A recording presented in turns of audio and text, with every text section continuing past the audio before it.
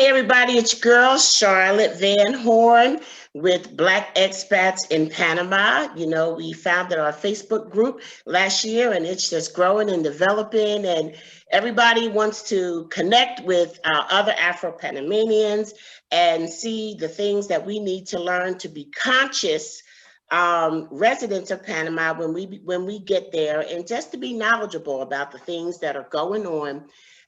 There was this name that kept coming up, Melvin Brown, and Melvin is an attorney and a consultant in sustainable development.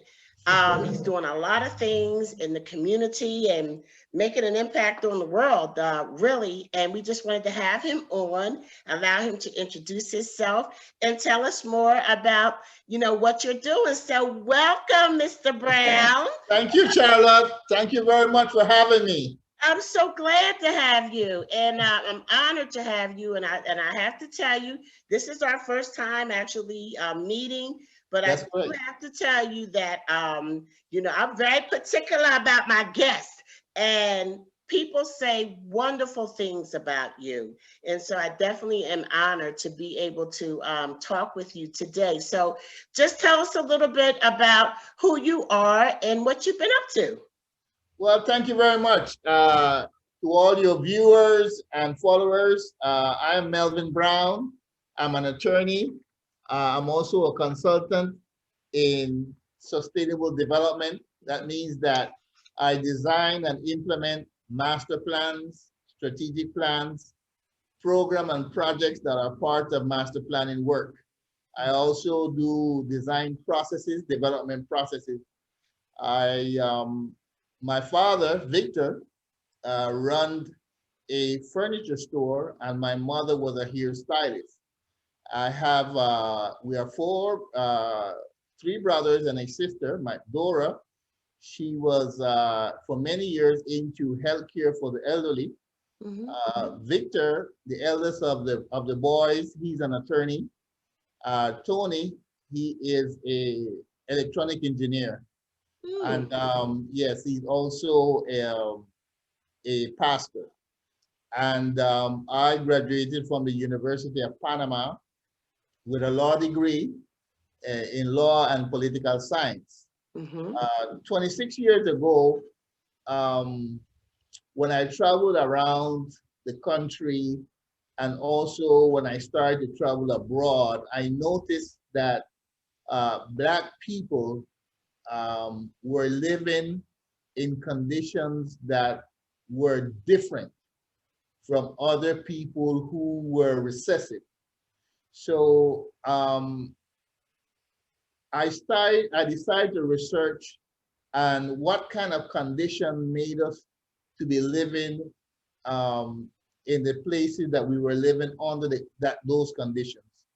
And after researching scholarly works and people who have a lot of academic background in anthropology and history, I came upon Ivan Van Sertima's work. They came before Columbus. I read Sheikh Anta Diop's work, and I found that Walter Williams was very helpful in understanding where we were in antiquity and what colonialism meant to our present state, where we are at this time. As you know, according to Walter Williams, our ancestors were not only the fact that humanity started in Africa, but we were actually the beginners and starters of civilizations, not only the Nile Valley civilization, but civilization like Great Zimbabwe, civilization like the Olmecas in the Americas. So Black people for thousands and thousands of years were civilization builders. But then came colonialism. And with colonialism came bondage and destruction of our culture and destruction of our civilization.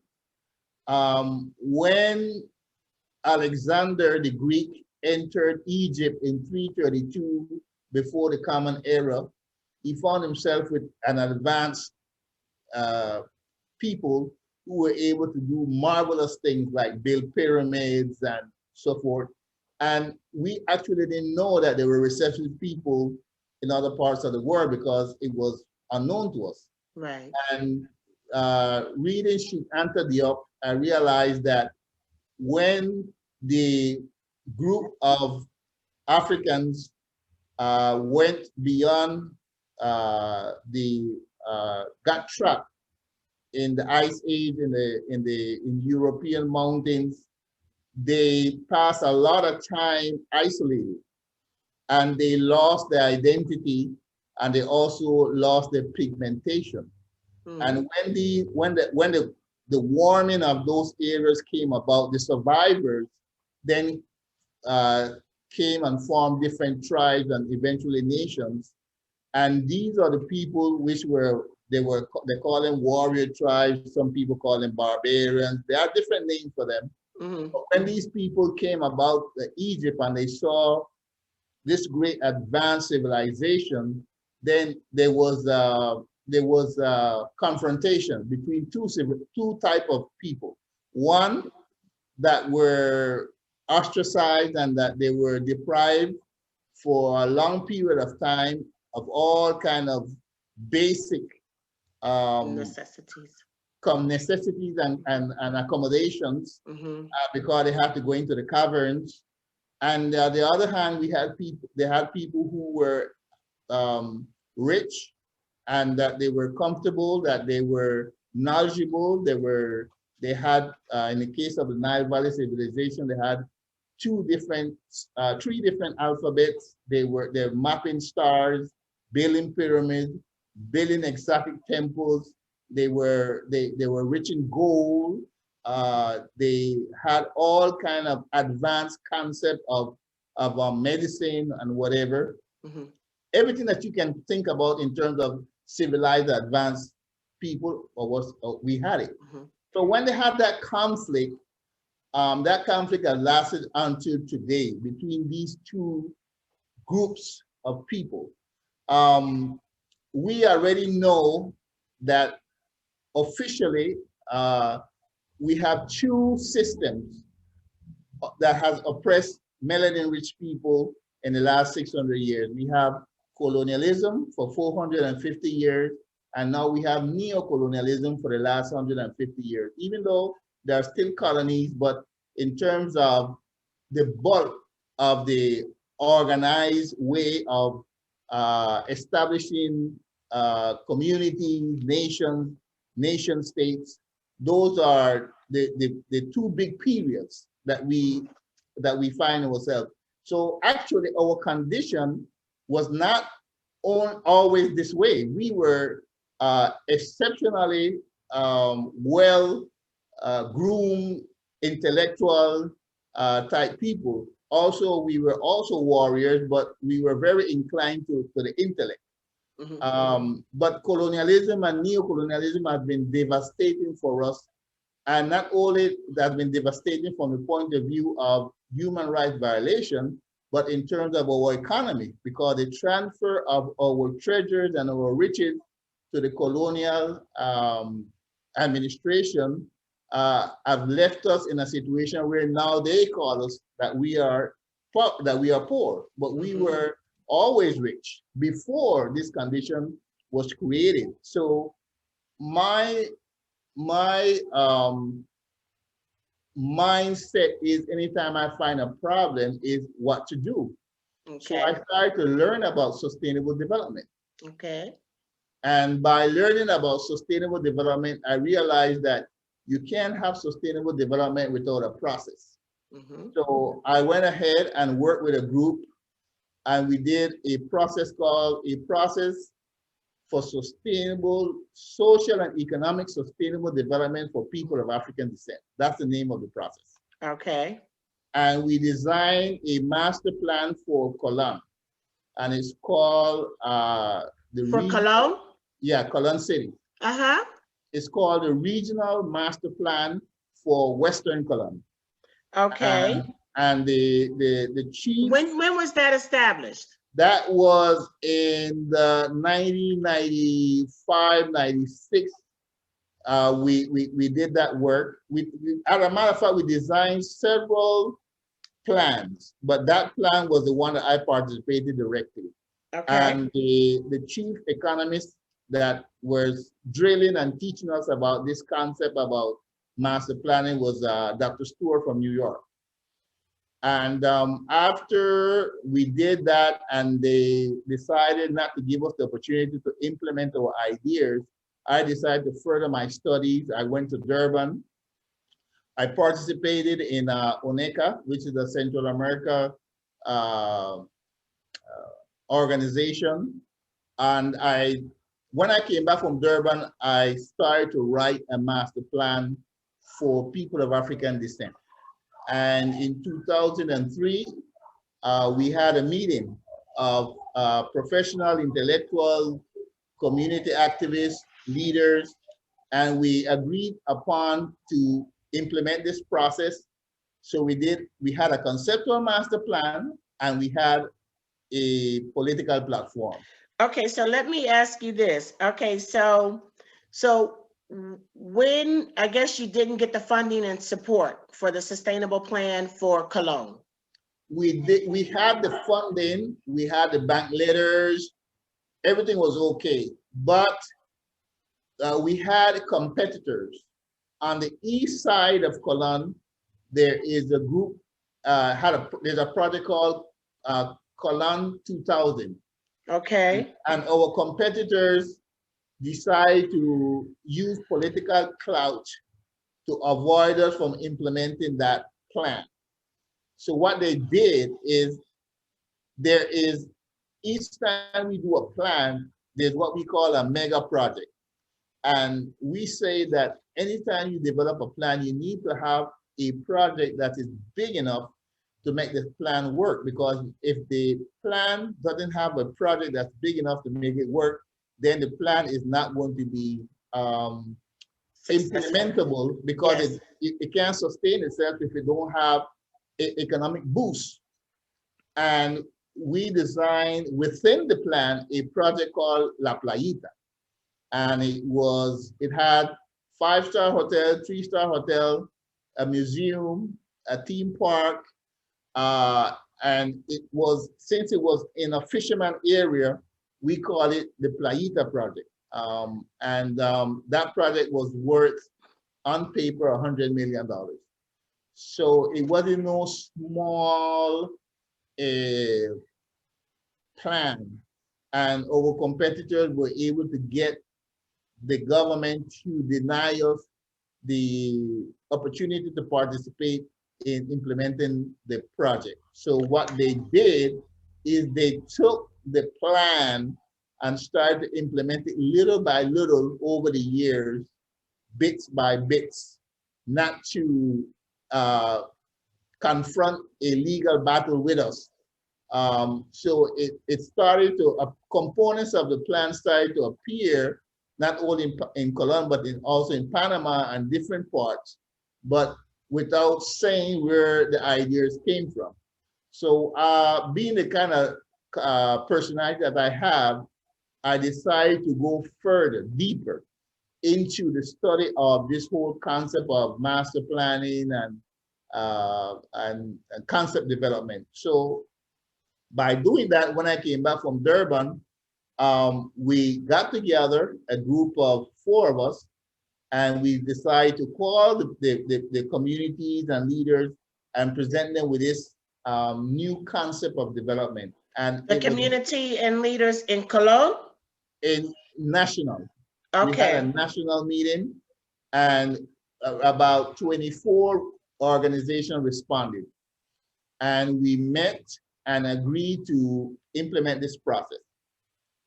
By doing so, now I'm being told that officially the plan is going to be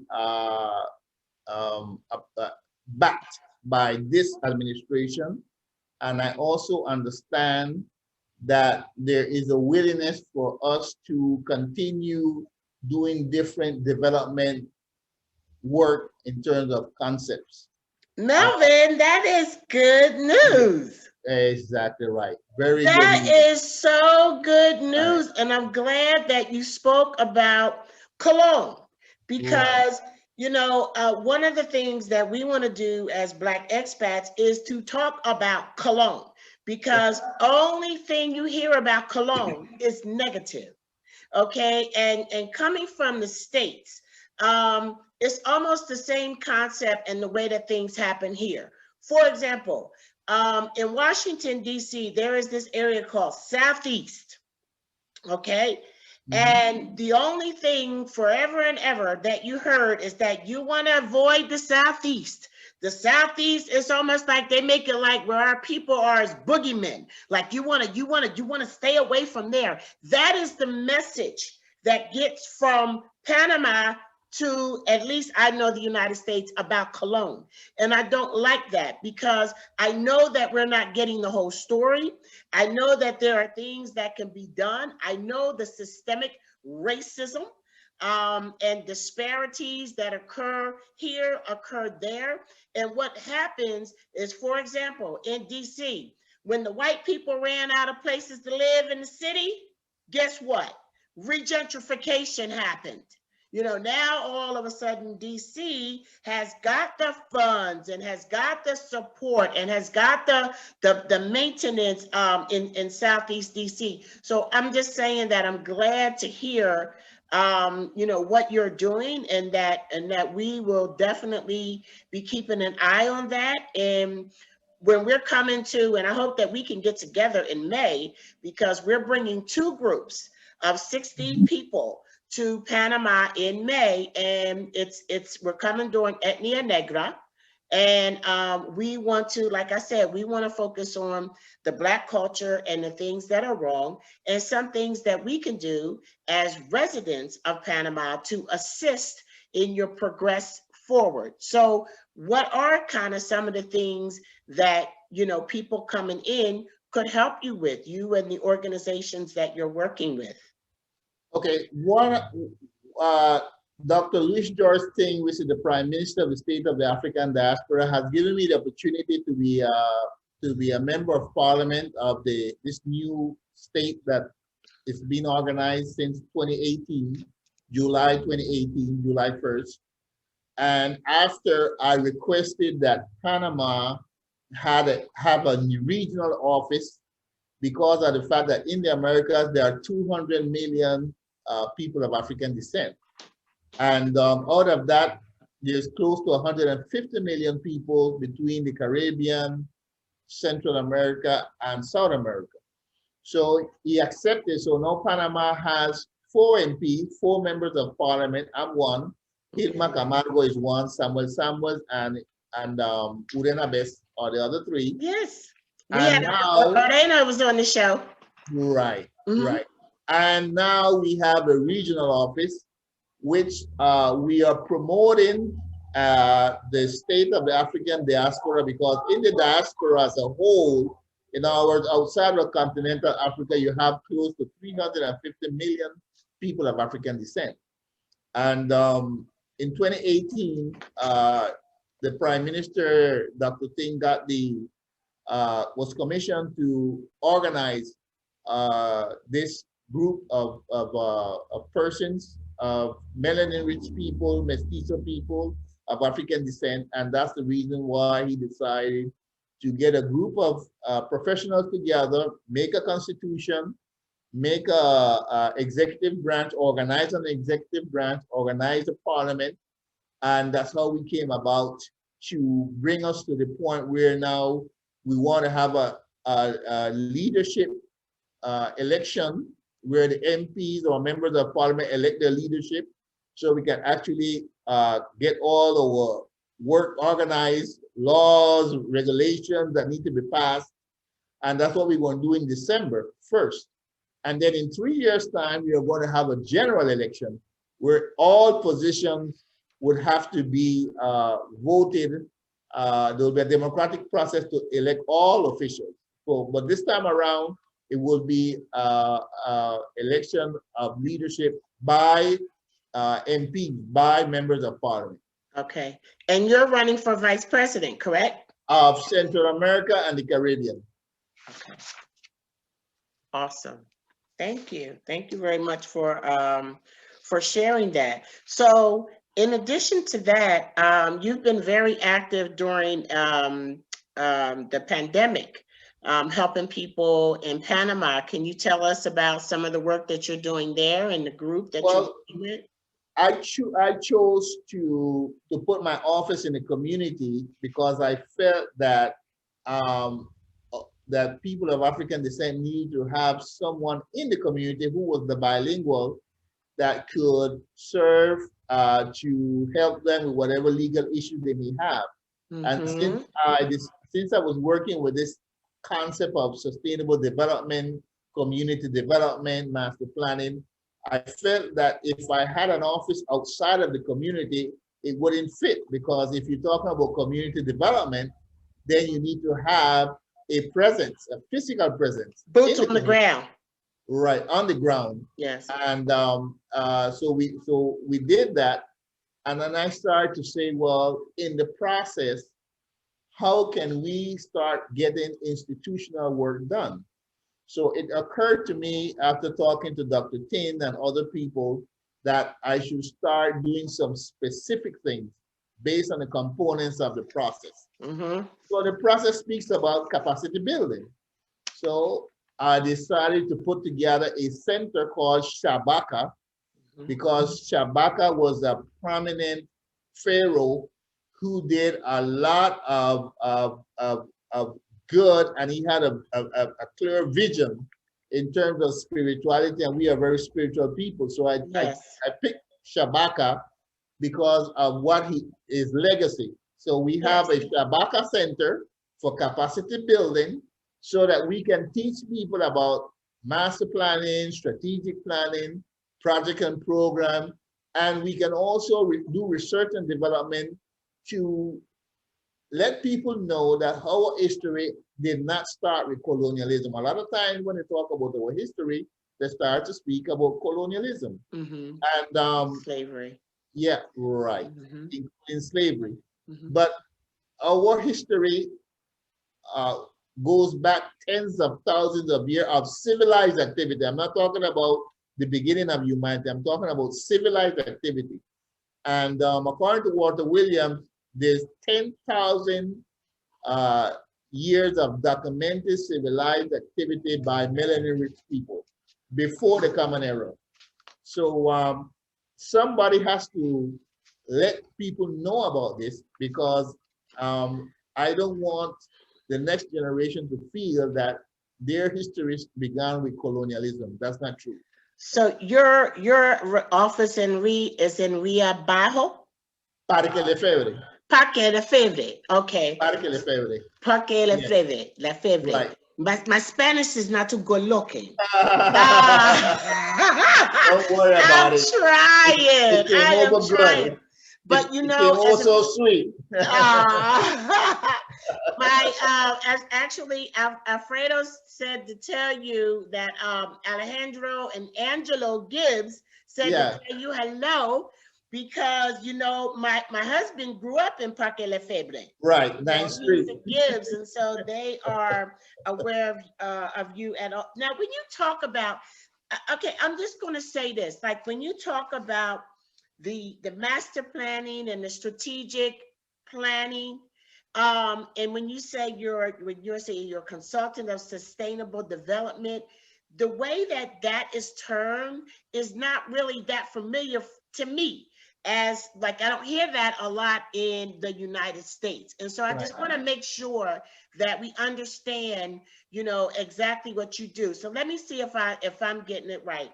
Sustainable development basically means that, you know, you want to work to implement changes that will cause people and communities to grow and to be able to continue to sustain the development and growth. That's correct.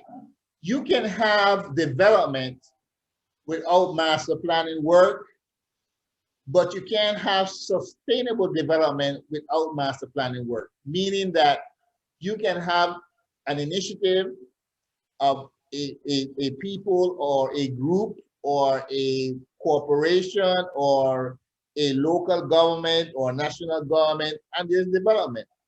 But if you want the development to be sustainable, then you need to have master and strategic planning. In other words, you need to have a blueprint. You need to have, if you start a house without a blueprint, you may be able to put some kind of structure together, but since it doesn't have a blueprint, chances are that it may not last too long, or if it lasts, if the rain falls too hard or there's an earthquake, there are a lot of chances that it will collapse. But if you have a blueprint and if you have some planning work, chances are that you'll have a proper foundation, that you'll have the proper structure to make it last. So what we do is, or what I've been doing is specializing in blueprints, development blueprints. And the blueprint is the process. And out of the process come the master planning, strategic planning, program, and project. So that's what we've been doing. We've been specializing and studying different blueprints that we can apply to different realities and make people go from point A to point B and from point B to point C in an orderly manner. Or like if you build something, you need to have a maintenance plan for it. Because if you just build it and leave it, then it's not sustainable. Because you have to, like if you build a building, you build a house and you never, you never check the heating system, or you never paint the house, or you never fix the roof when it goes bad, that's you're building something that is not sustainable. It sounds like I need you in my life. It really does. And thank you for breaking that down to me. And the one thing that I'm never too proud to do is say, I don't completely understand. You know what I'm saying? Because to have the benefit and the blessing to be able to have a conversation with somebody clearly as amazing and intelligent as yourself, and to walk away still confused, is a disservice to me and to everybody else like me that may have been wondering the same thing, right? Right.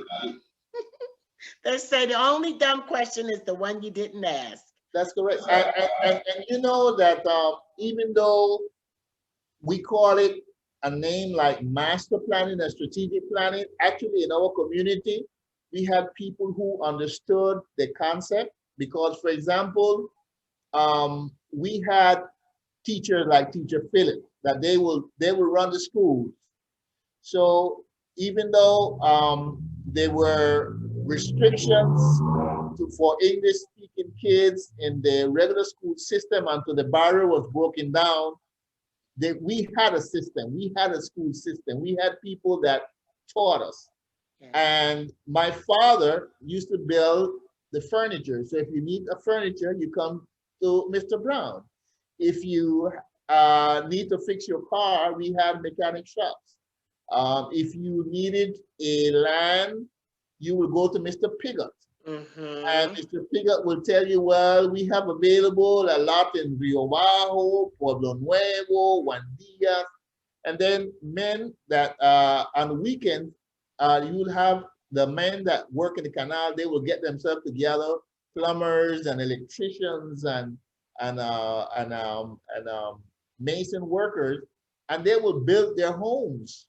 So you have like Pueblo Nuevo, Rio Bajo, they were built and in an orderly manner. In other words, there are houses that were built from the canal days that are still up and functional today as we speak. Wow. So what I'm trying to say is that in our Caribbean culture, they understood planning because I'm the product of a plan, because where the office is at, my grandmother purchased the land and they built it. My uncle was one of the builders in the community and he built it. Wow. So they understood the concept of planning. They understood it perfectly. Yeah. So, okay, so where are your people from? Jamaica and Barbados. Okay, so the same as my father-in-law.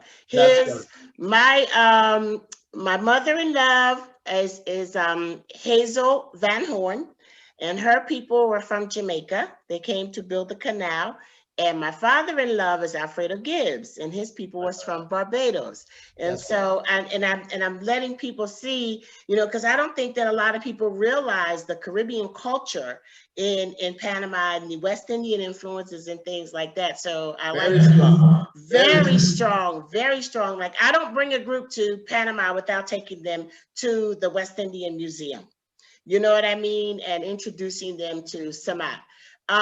So let me just ask you this, and I'm going to get ready to wrap up, but I want you to leave us with whatever information you want us to have, and I will put in the description from the video when I post the video, some contact information and everything like that. But say, for example, you have Americans or people coming from other countries, expats. Particularly in my case, I focus on American, U.S. expats. We're all Americans. What kind of volunteers do you need? What are the kinds of skill sets that would be really beneficial to the Shabaka and also to the planning and the work that hopefully will be getting done in Cologne? The plan has different components. So we have a capacity building component so we put Shabaka together. There is a technical component for technology, and we call it exchange of technology. So we put together Emotech, the Emotech Center for Technology Exchange. There's also the issue of fair trade. So now we are working on a agricultural product commodity center. And Hugh, that just was in the room, he's one of the coordinators. He's from Jamaica. He's one of the coordinators of the commodity exchange program. So there are different components. So we need people that have financial background, people that have a community service experience, people that have social workers, people who are very much into technology that can do web paging and training. Each one of the components now is going to need or require people who can come in and say, okay, I have 10 years of experience, I'm an architect. Let's see what part of the plan call for building. Let's evaluate the buildings in this particular area, for example, and let's see which is the best material and what's the best concept that we can implement. Because the process, the good thing about the process is that the process allows you to adjust to different communities. Why I'm saying this? Because when you have a plan that is structured in such a way that it's not flexible, you can find yourself that you go to a community and the plan does not fit. So you need to have a process that is flexible enough that it has the concept, but that you can apply the principles of the plan and the process to a particular community and make the adjustments to that particular community. Because you may have a community with a lot of people who have basic skills, but you may have a next community where the skills of the people are very limited. You need to work on building their skills to the point where they can participate. So there are people who have skills, but they don't have the opportunity. Yes. Because of discrimination, because of lack of development to absorb their skills.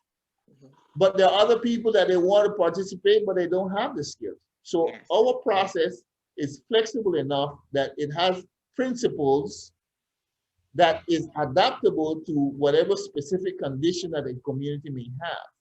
So we don't have a problem of making adjustment because the process is adjustable. So one of the things that, my passion, even in the United States, I am a natural hair stylist, or basically I'm a sister locks consultant in particular. And one of the things that I deal with is customer service and business development. And when it comes to Black hair salons, in the United States, we have, and in other places, and in Panama as well, we have the skills, to do we do really good hair and really bad business sometimes. So what I do is I have evolved into coaching. So I coach people coming into the natural hair business, and either in some small Black businesses too, to do excellent business, because that's my thing. And that is one of my contributions to Panama. I am a Sister Locks consultant. It's a trademark, hair system. But what I'm doing is when I come to Panama, what I see is that unless we take a customer service and presentation up in Panama, foreigners are going to come and put everybody out of business. So what I want to do is I want to work with natural hair stylists, the Black natural hair stylists in Panama, and do business development with them. Business development, customer service training. Orena and I have talked about it now for like over a year, and the pandemic kind of put a wedge in between some of the things that we're doing. So when it comes, the thing that keeps me from doing a lot is my Spanish is just so bad. So my husband says I'm much better than I used to be, but I'm not confident at all. I continue to try, and I'm going to get better. I declare that I'm going to get better. But until I am completely bilingual, there are some people who I'm going to miss, being able to help just because of the barrier. So when you have opportunities and I can express and share in English, I am all open for that. That is what my contribution, one of my personal contributions to Panama is that the sisters that have Black hair businesses will be able to compete with foreigners who come in that have better experience and training with regard to business management and customer service, because other than that, they're going to get run out of business. Yeah. What I notice is that there are a lot of young people that do very good work.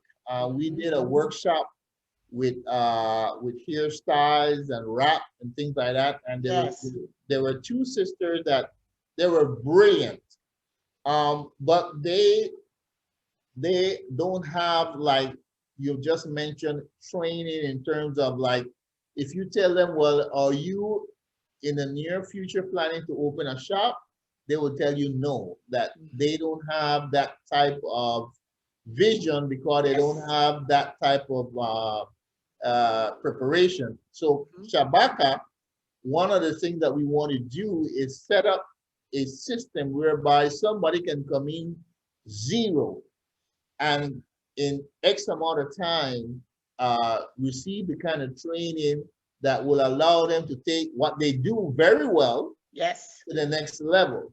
Now, there are people who they have ideas, but they haven't developed the skills to make those ideas feasible. So what we want to do at some point is have a different programs for people who have ideas, but they don't have any specific skills. They just have an idea. People who want the opportunity to participate as workers. So the people who want to open a business, we can say, well, we have a list of people that we have trained in this particular area, and that you can use their services, and they just want to work. Yes. Now there are other people who have been for 5, 6, 7, 8 years, been hairstyling in people homes, and like that's what I see a lot. They Yes. go from home to home and whatever, but they don't pay Social Security. If they get sick, it's a problem. If they need an operation, it's a problem because they haven't gone into the system. So Yes. as they get older, they start having problems Yes. because they don't have a retirement. They haven't contributed to a retirement fund. If they need a car or they need to buy a home, No they credit. don't have any reference, Mm-mm. so they will not be able to get like a mortgage. So that's the kind of problem that we have. We have the same problem, Melvin. Yeah. We have the same problem in the United States. And that is why, you know, and then you get old and you don't have anything in Social Security. And it's like, it's cute while you're making money and not giving nobody none, not paying no taxes or anything like that. But when you can't work, you know, or when you get too old and you have nothing coming in, that is when it becomes a problem. So even educating, you know, us, and I say us meaning, you know, people from Blacks from the US and in Panama the same way, you know, that is kind of my passion. And then, you know, I used to be a mortgage broker. And I had a waitress come in one day and she, you know, we talked about her buying a house and this girl was making a lot of money, okay? And then, so I'm like, good. She told me how much she was making. I pre-qualified her. And then I said, okay, let me see your taxes. When it came time to see her taxes, she didn't have any money. You know, she had not declared any of the money she had made. All those tips that she made, she didn't declare it. And so I said to her, well, where's all the money? And she had a book that she actually kept track of her tips every day so that she could tell you, I made this much money. I said, it doesn't work that way. You can't have it both ways. You can't tell the government I haven't made any money so that you get a tax return and then tell the government, well, yeah, I did make this money so that you can buy a house. It doesn't work both ways. So just trying to get that out there. So I am so excited. You know, I didn't know how excited I was to meet you, but we really, really have to get together because some of the things that you're talking about, you know, I'm working with a group of people right now, and we're really serious about making a difference in the place that we are. There's so much that we can give to each other, and that's what I'm about. And so like I said, I feel like Panama has a lot to give, and we just cannot be takers. You know what I'm saying? It has a lot to give. Panama has been a blessing to me, and I've not come to Panama just to take from it. So I'm always trying to figure out how to give back. This was a wonderful interview, and I don't know if we actually said what SOAD means. So let's make sure that everybody knows that SOAD is the State of African Diaspora. Diaspora, that's correct. Diaspora. Yeah, State of the African Diaspora.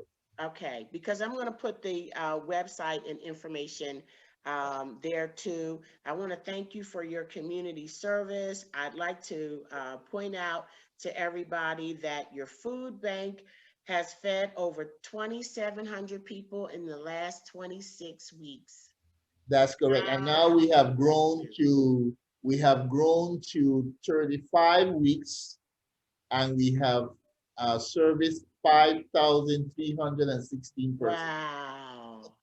That is awesome. And that right there, you know, community organization that's reaching out and helping others, because times are, you know, a lot of people, I say when it comes to this pandemic, that we might be all in the same storm, but we're in different boats. And there are some people that, you know, they're riding out this storm hungry. You know what I'm saying? There are some of us who we're inconvenienced. I mean, I can't fly like I used to. I can't get together with my family, you know, like I want to, but there are people who are actually hungry. Right. So, and that's another thing. Hunger is definitely a passion of mine as well. So I just want to say thank you and best wishes to you with the upcoming election on December 1st. SOAD is blessed to have people like you and Orena Best, who is my queen, baby. I just love her. And I also want to give a quick shout out to Celia Turner. She is that quiet little person that puts, well, she ain't quiet, but she put people together. She is amazing. She is. She really is. Amazing. She really is. And We she really is. love her. We love her. We appreciate the work that she does. Her energy, her Yes. smile. She is a blessing to us. She is. She really is. And she has connected me with so many wonderful people, including yourself, including Orena, including Dr. Harris Burroughs. And so I just want to thank you. And you want me to, we'll put your contact information down, and we'll look forward to connecting with you when we get to Panama. I'll be there in January, so hopefully we can connect then. Sure. Maybe I can have you come back and talk to our group of 60. We're having 2 groups of 30 in May, and you can talk to us in person about the things that you're doing. So I appreciate you coming on. Thank you very much for having me. Okay, it was my pleasure. Thank you. Okay, so now we're gonna try this thing that we said. So yes, I'm gonna try to leave the meet. See here. You see it? Just Y'all bear with me. Y'all know I'm not that technology savvy. Leave. Okay. Ciao. Ciao. Ciao. Oh, we did it. Oh my goodness, I'm so excited. So listen, because before I could never figure out how to let people off the hook, well, I have a minute to talk to y'all, okay? So I just want to say, you know, thank you to everybody for supporting Black expats in Panama. I am so excited and charged up after talking to Mr. Melvin Brown. He is just a wealth of information and somebody who we definitely want to connect to once we get to Panama. I'm excited about the upcoming plans for Cologne. And it's, you know, we're at a place now where Cologne just needs to stop being a dirty word, and we can be a part of making that happen. How cool is that? I mean, like, totally, how cool would that be to be making a difference somewhere, making a difference where we go, you know, helping people, sharing our skills. As he said, he needs technological people, he needs social workers, you know, architects. And so when we go to Panama, we're going to introduce you to Mr. Brown and see if we can connect. Panama is just an amazing place to be. I thank you guys for listening. I thank you for all of the wonderful comments and support that you give to these long behind videos. God help me. And I want to say that I think we have 9 spots left for our second trip. The first one sold out. May 1st and May 5th is sold out, but we have another one May 28th through June 1st. And so that right there, so we do have about 9, I think, spots left for that one. And if you wanna come, check us out on Black Expats in Panama Facebook group. And I think that's about it. I hope everybody had a great holiday, and I will see you next time. Bye, everybody. Charlotte Van Horn, Black Expats in Panama, baby. Signing off. Thank you.